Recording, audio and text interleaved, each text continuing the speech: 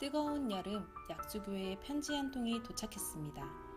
받는 이가 약수교회 온 성도라서 읽어드립니다. 안녕하세요. 건강하신지요? 저는 학생 시절 약수교회를 다닌 넷쌍둥이 엄마입니다. 지금은 멀리 떨어져 있어 소식만 듣고 있습니다. 요즘 부서마다 섬기는 분들이 없어 힘들다는 이야기를 들었습니다. 최근 디모데 전후서를 읽고 기도하다 이런 결심을 했습니다. 저희 자녀들을 약수교회에 보내서 1년 동안 섬기게 하려고 합니다. 물론 넷쌍둥이들과 상의했습니다. 신앙으로 잘 훈련된 친구들이니 잘 도와주시길 바랍니다. 교회와 가정의 은혜가 충만하길 기도합니다. 약해도 함께면 섬기리 91번지 따름, 충성, 목양, 헌신이, 엄마 왕경청 올림.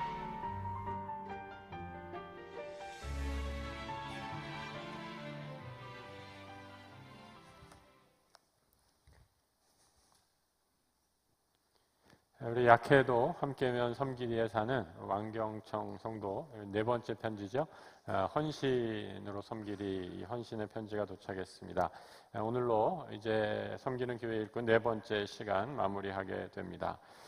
오늘 마지막 그 편지의 주제는 헌신입니다. 여러분, 헌신이라는 말을 살펴보니까 좀 무거운 말이에요. 드릴 헌자, 바칠 헌자에 몸신자를 쓰고 있죠. 말 그대로 몸을 드린다, 마음을 드린다라는 거죠. 누구에게 어떤 것을 드리느냐에 따라서 그 헌신의 내용과 질이 결정되리라 생각합니다. 여러분, 교회의 일꾼, 우리의 주인이신 예수 그리스도께 우리의 몸과 마음을 드리는 헌신된 일꾼입니다. 오늘 말씀을 통해 하나님 앞에 드리는 헌신의 모양, 모습이 어떠해야 하는가 함께 은혜를 나누고자 합니다. 첫 번째로 헌신된 일꾼은 거룩한 부르심에 순종하는 사람이다 라고 이렇게 말씀드릴 수 있습니다. 여러분, 누구를 위해 우리의 몸과 마음을 드리겠습니까? 우리를 불러주신 그 주님의 부르심에 순종하는 것, 그것이 바로 헌신된 일꾼의 모습이죠. 오늘날 우리 현대인들은 자신의 내면의 소리를 가장 중요시한다라고 합니다. 내 욕망이 무슨 말을 하는지, 누구의 말도 듣지 않고 내가 말하는 것, 내 욕망의 내면의 소리를 따라 한다라는 거죠. TV에서 가끔 나와서 명사라는 분이 강의하는 것을 듣고 있으면 그 결론은 항상 그렇게 마치더라고요. 당신이 원하는 꿈을 쫓아 사십시오. 당신이 원하는 대로 그것을 쫓아 사는 것이 가장 행복한 삶입니다 라고 이렇게 마무리하는 것을 보게 됩니다. 그런데 여러분, 정말 내가 원하는 것이 다 이루어진다고 정말 그 삶이 행복하리라 생각하십니까? 여러분, 지금 원하는 꿈이 있습니까? 그 꿈이 내 뜻대로 다 이루어진다면 그때 정말 참된 만족을 느끼시리라 장담하십니까? 꽤 벌써 오래된 영화 같아요. 1980년대에 불의 전차 Chariot of Fire라는 영화가 있었습니다.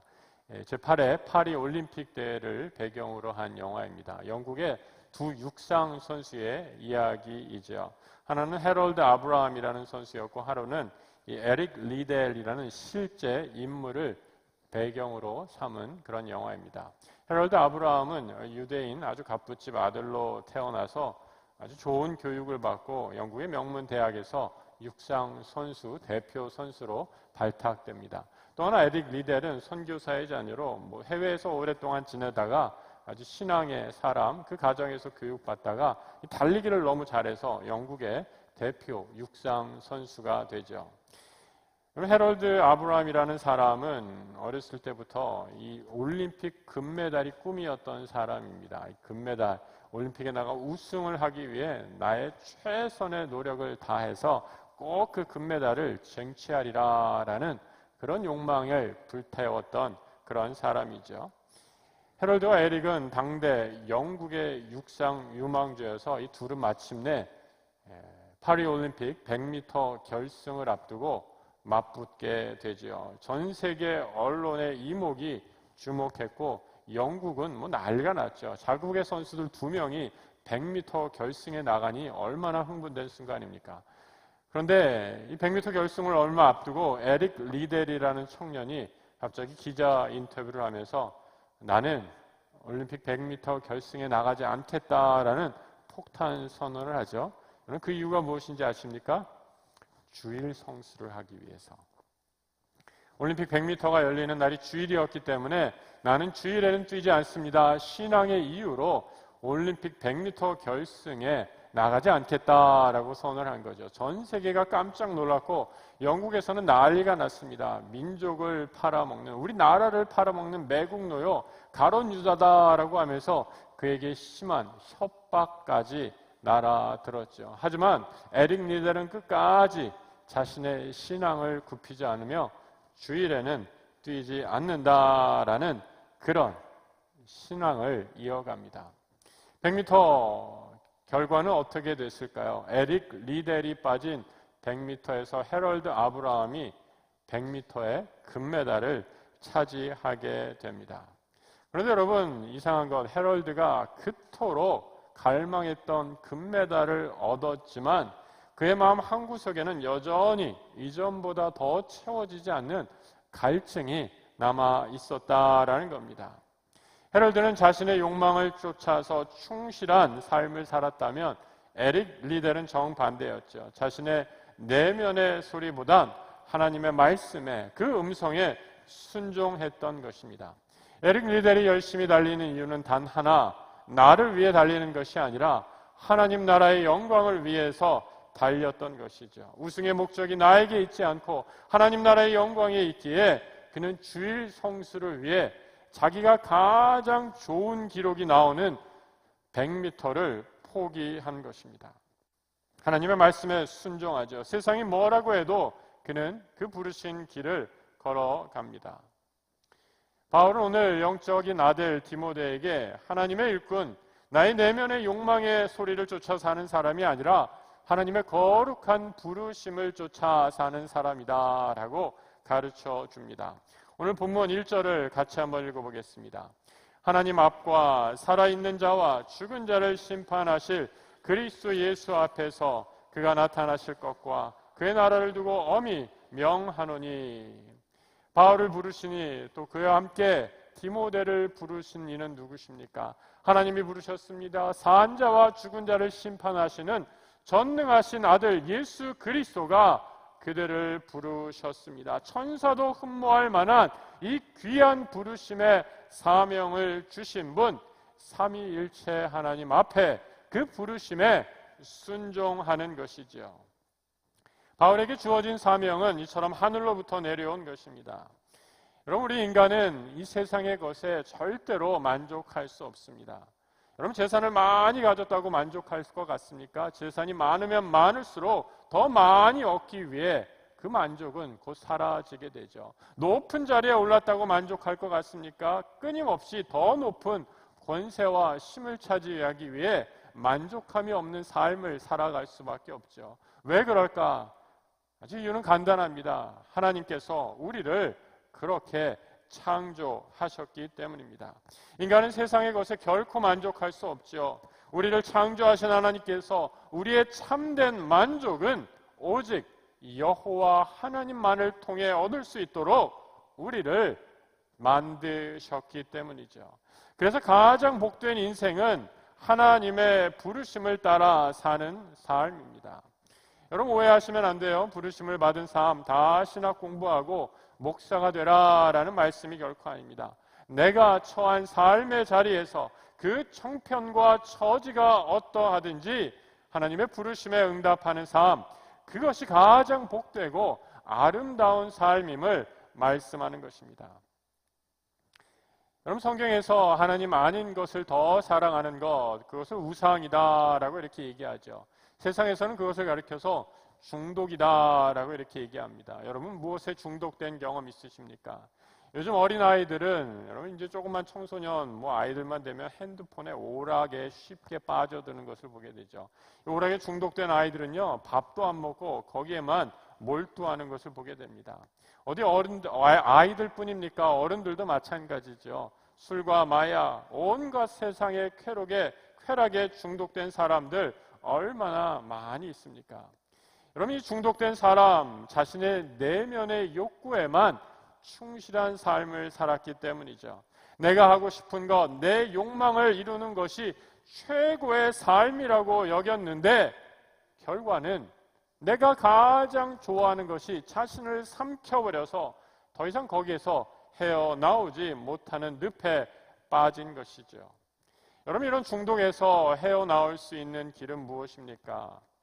중독 환자들 얼마나 고치기 어렵습니까? 내 안에는 없죠. 내 힘으로는 그 중독을 끊고 나올 수가 없습니다.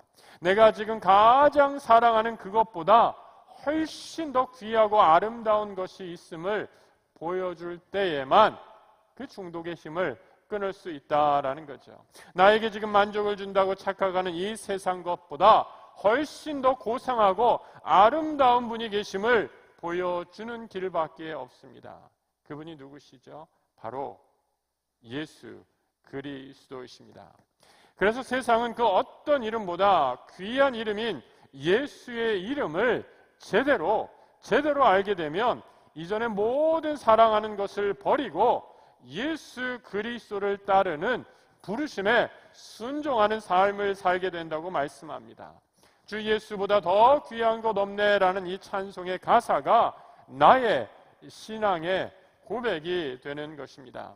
주님보다 더 귀한 것이 없다. 생명의 주인 되신, 그리고 나를 불러주신 그 주님의 부르심에 믿음으로 순종함으로 나아서는 헌신된 주의 예배자들 다 되시길 우리 주님의 이름으로 축복합니다. 두 번째로 헌신된 일꾼은 기꺼이 대가를 지불하는 사람들이죠.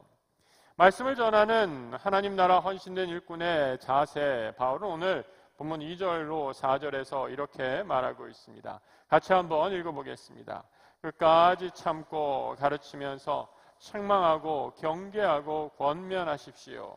때가 이르면 사람들이 건전한 교훈을 받으려 하지 않고 귀를 즐겁게 하는 말을 들으려고 자신의 욕심에 맞추어 스승을 모아드릴 것입니다. 그들은 진리를 듣지 않고 꾸민 이야기에 귀를 기울일 것입니다. 복음을 전파하는 일꾼, 말씀을 전하는 것으로 끝나서는 안 됩니다.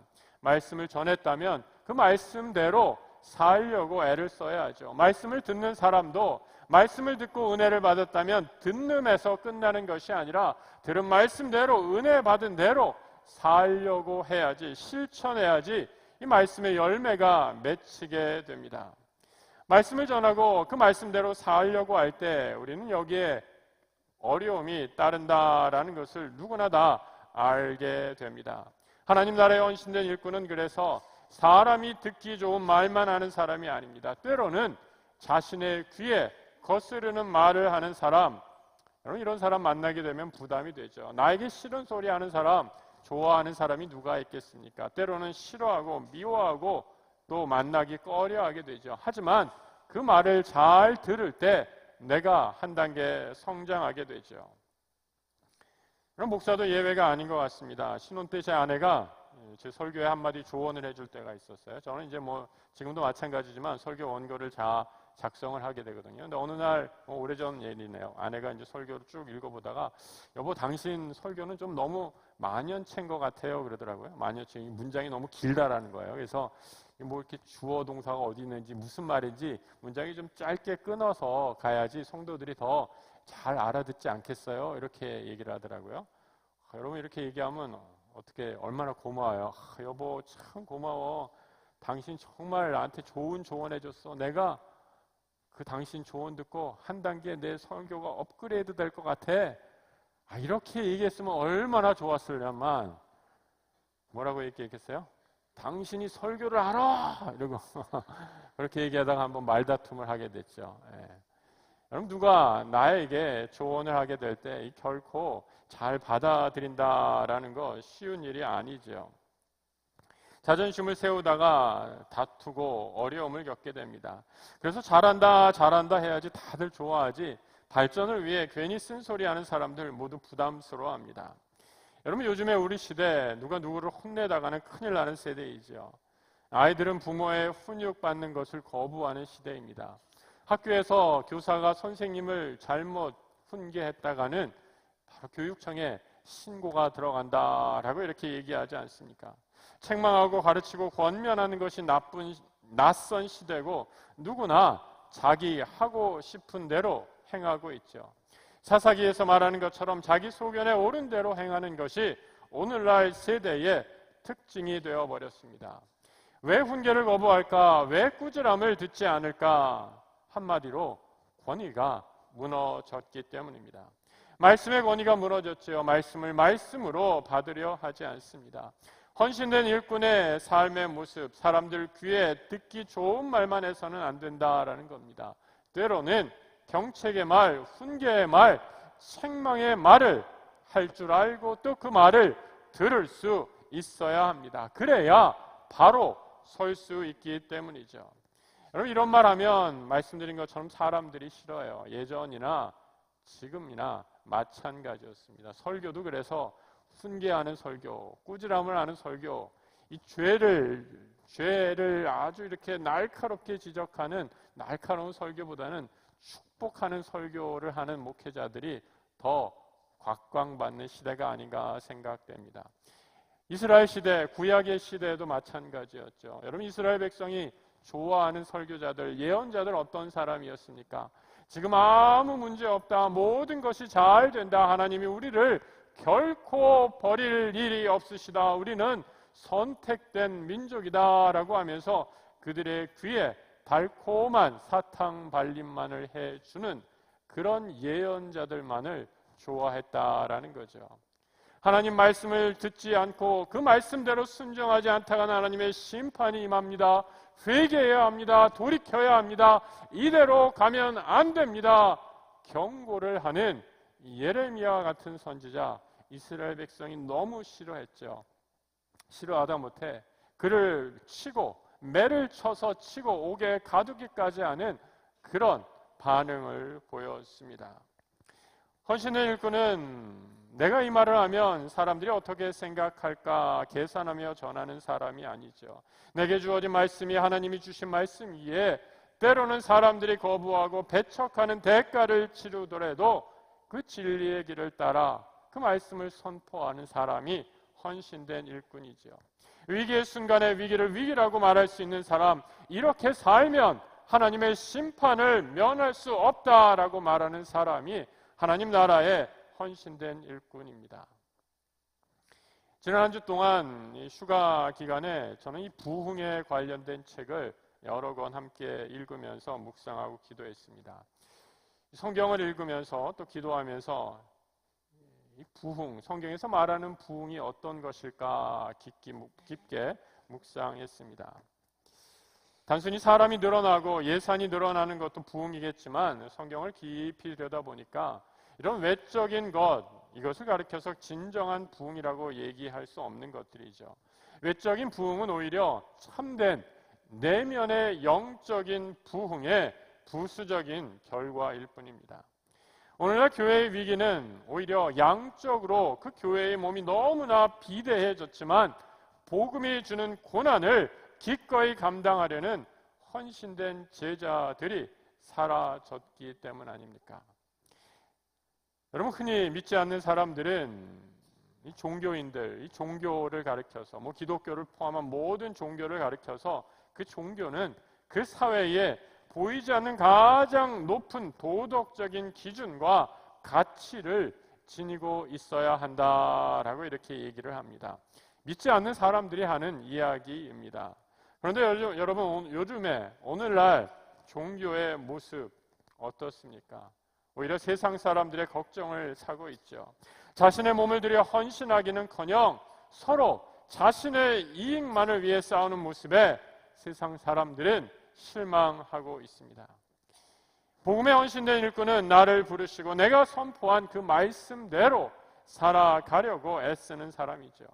여기에는 분명 많은 대가를 필요로 합니다. 내가 복음을 위해, 내가 그리스도를 위해 고난을 받으면 받을수록 엄청난 대가를 필요로 하죠. 하지만 성경은 그 고난의 대가가, 복음을 위한 대가, 그리스도를 위해 내가 받아야 할 대가가 하늘의 영광임을 가르쳐 줍니다. 그리스도의 영광이 됨을 가르쳐 주고 있지요. 에베소 3장의 말씀, 그러므로 너희에게 구하노니 너희를 위한 나의 여러 환난에 대하여 낙심하지 말라. 이는 너희의 영광이니라. 바울은 에베소의 옥중에 갇혀서 자신의 고난받고 있는 그 순간에 에베소 교우들에게 편지를 쓰면서 이렇게 말하고 있죠. 내가 비록 몸은 옥에 갇힌 상황이 되었지만 나의 고난은 너희의 영광, 바로 교회의 영광이요 교회의 머리이신 그리스도의 영광이다라고 선포하고 있는 것입니다. 세상의 지식은 삶을 그 대가로 요구하지 않습니다. 무슨 말입니까? 지식이 아무리 많은 박사님들, 여러분 그분들은 인격적으로 판단받는 분들이 아닙니다. 자신이 가진 지식으로 판단하는 것이죠. 그래서 지식이 많으면 많을수록 실력 있는 사람이고 능력 있는 선생님입니다. 그런데 이 지식이 아무리 높고 깊다고 해서 그 지식에 비례해서 인격도 성숙한 것은 아니죠. 오히려 지식은 아주 깊고 높은 세계적인 석학일 줄은 모르지만 인격적인 면에서 사람들과의 관계에서 아주 서툴고 내가 제일 잘났다, 내가 제일 똑똑하다 하면서 다른 사람을 무시하고 얕잡아 보는 인격적으로 문제가 있는 사람들도 보게 됩니다. 여러분, 우리가 믿는 하나님의 말씀 어떠합니까? 하나님의 말씀, 요한복음에 보면 말씀이 육신이 되었다라고 선포하지 않습니까? 하나님의 말씀, 육신이 된 말씀에는 반드시 인격이 동반합니다. 그 삶이 따라와야 합니다. 말씀대로 살려는 노력과 대가를 지불해야 합니다. 그래야만 이 말씀에 참된 열매가 맺혀지는 거죠. 그렇지 않으면 아무리 좋은 말씀이라도 실천하려는 노력, 은혜 받은 대로 살려는 결단이 없으면 아무리 좋은 말씀도 울리는 꽹과리와 메아리가 되어버리고 맙니다. 주중에 어느 장로님과 만나서 대화할 기회가 있었습니다. 섬기시는 교회 목사님과 함께 젊은 시절부터 얼마나 열심으로 교회를 섬기었는지 모른다라고 이렇게 고백하십니다. 그런데 이 목사님 옆에서 쭉 교회를 함께 섬겼는데 은퇴가 가까이 오시면서 예전에 보여주셨던 그 헌신된 모습은 점점 사라지고 자신의 욕심을 따라 행동하는 것을 보고 큰 시험에 들었다라고 이렇게 말씀하세요. 교회의 지도자가 그런 모습을 보이니까 온 교우들이 함께 시험에 빠지게 되었다라는 거죠. 그래서 아직까지도 그때의 상처를 회복하지 못하고 기도하고 있습니다라는 가슴 아픈 이야기를 들었습니다. 헌신하는 일꾼은 주의 말씀을 전하는 것으로 그치는 것이 아니죠. 그 말씀을 전하고 또 전한 대로 들었으면 말씀대로 실천하려는 사람들이 헌신하는 제자들입니다. 이를 위해 내가 지불해야 할 고난의 대가, 수고의 대가, 시간과 노력의 대가, 재정의 대가까지도 기꺼이 지불하는 것이죠. 함께 예배드리는 우리 성도 여러분들, 하나님 나라의 헌신된 일꾼으로 부르심을 받으신 우리 성도분들, 내가 하나님 나라를 위해 드려야 할 나의 헌신의 대가는 무엇입니까? 그것이 비록 고난일지라도, 그것이 나의 고난일지라도 하늘나라의 하나님의 교회에 우리 주님에게 영광이 된다면 기쁨으로 우리의 어떠한 수고와 헌신도 감사로 드리실 수 있는 주의 헌신된 일꾼들 다 되시길 우리 주님의 이름으로 축복합니다. 세 번째로 헌신된 일꾼은 끝까지 완주하는 사람들입니다. 오늘 본문 7절로 8절의 말씀 같이 한번 읽어보겠습니다. 나는 선한 싸움을 싸우고 나의 달려갈 길을 마치고 믿음을 지켰으니 이제 우러는 나를 위하여 의의 면류관이 예비되었으므로 주 곧 의로우신 재판장이 그날에 내게 주실 것이며 내게만 아니라 주의 나타나심을 사모하는 모든 자에게도니라. 올해 러시아 월드컵 있었지 않습니까? 올 6월 러시아 월드컵이 한창이던 때에 영국의 BBC 방송에서 아주 재미있는 기사가 나왔습니다. 인도의 한 청년이 인도에서부터 러시아까지 여행을 했다라는 거죠. 러시아 월드컵을 방문했다라는 겁니다. 인도에 있는 사람이 러시아 가서 얼마나 많은 사람들이 이 러시아 월드컵을 구경했겠습니까? 그게 뭐 뉴스거리가 되겠는가 했는데 이 청년은 어떤 청년이었는가? 인도에서부터 자전거를 타고 러시아까지 갔다라는 거죠. 인도의 클리핀 프란시스라는 청년인데 이 청년의 직업 우리식으로 얘기하면 비정규직 교사 정도 수학 선생인데 이 비정규직 교사입니다. 한 달에 아니 하루에 한 40불 정도 우리 돈으로 하면 5만 원 조금 못 되는 그런 일당을 벌어 사는 그런 수입의 청년이죠. 자기가 번 돈으로는 러시아까지 갈 비행기 티켓도 그리고 러시아에 머물면서 이 호텔 경비도 마련할 수가 없어서 내가 좋아하는 축구 꼭 보고 싶은데 어떻게 할까 고민을 하다가 한 가지 방법을 찾아내죠. 어떻게 해요? 자전거로 여행을 하는 겁니다.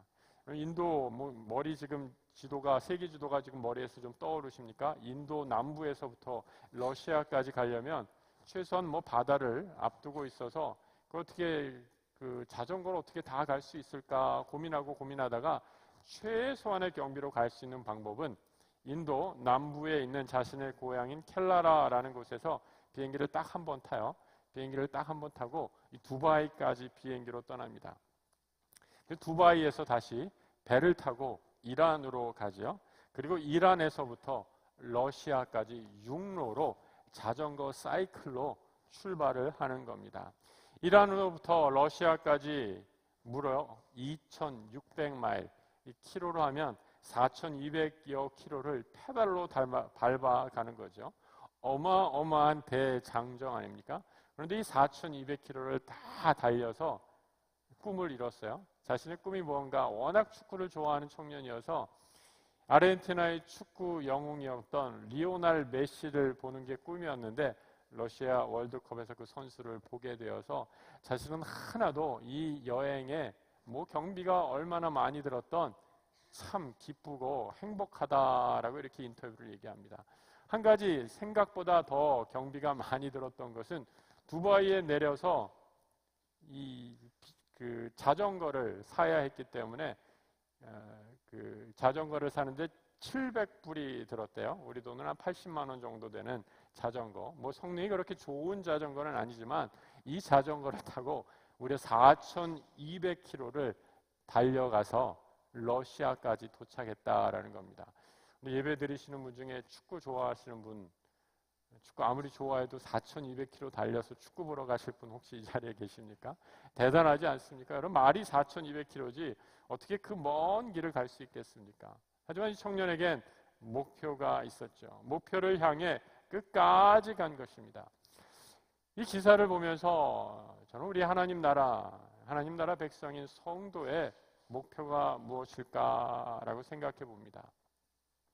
여러분 이 땅을 살아가는 하나님 나라의 백성의 목표, 이 땅에서의 부귀 영화를 누리는 것이 결코 아니지요.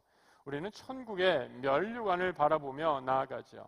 이 땅에 있는 목표를 잡으려고 뛰는 사람이 아니라 영원한 하나님 나라의 축복을 바라보며 믿음으로 나아가는 겁니다. 바울은 이 천국의 면류관을 얻기 위해 자신이 오늘도 끝까지 달려간다라고 이렇게 믿음으로 고백하고 있습니다. 이 땅에 썩을 면류관을 얻기 위해 뛰는 것이 아니라 썩지 않을 영원한 하나님 나라의 그 면류관을 바라보면서 오늘도 달리고 있다라고 선포합니다. 오늘 본문을 묵상하면서 저는 하나님 나라 이 끝까지 완주한 자에게 주시는 하늘의 상급이 무엇일까라고 묵상해 봅니다. 하나님의 상급이 우리가 알지 못하는 정말 천국에 가서 누리게 될 상급, 그때 가봐야 확실히 알겠지만 얼마나 많이 있겠습니까? 하지만 그 중에 하나, 이것일 거다라는 결론에 한 가지 도달하게 되었습니다. 그것은 바로 하늘로부터 내리시는 참된 안식이 아닐까 생각됩니다. 여러분 하나님이 천지를 창조하시고 6일 동안 열심히 만드시고 제7일이 되던 날에 안식하셨다라고 말씀하지 않습니까? 그래서 제7일이 안식일 아닙니까?